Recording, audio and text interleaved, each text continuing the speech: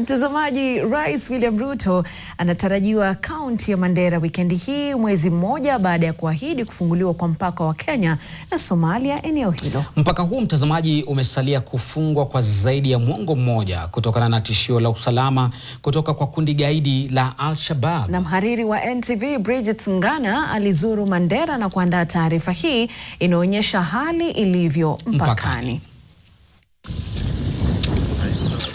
Mpakani mwa Kenya na Somalia mjini Mandera, maafisa wa polisi wanapiga doria kwenye afisi za serikali ambazo kwa sasa hazitumiki.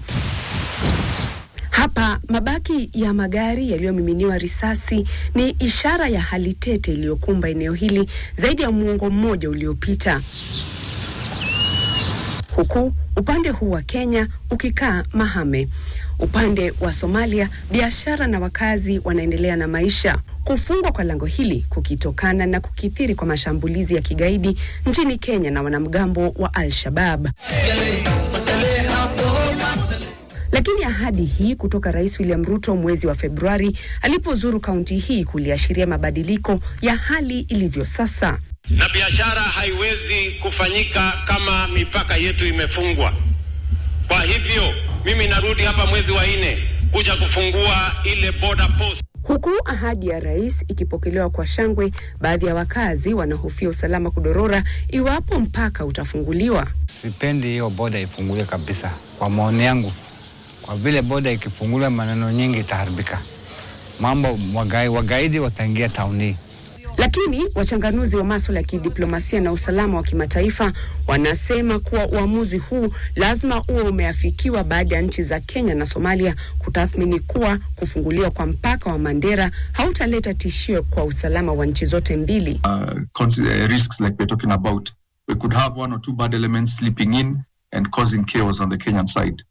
Kufunguliwa kwa mpaka huu kuliahirishwa miaka 2 iliyopita baada ya Somalia kujiunga na Jumuiya ya Afrika Mashariki. Lakini visa vya maafisa wa usalama hapa Kenya kufa kutokana na vilipuzi vya ardhi kulisitisha hatua hiyo. Remember, the people living in Mandera have relatives living in Somalia. These are big, they have socio-economic ties. So both countries want this border to be open because it is a win-win situation for both of them.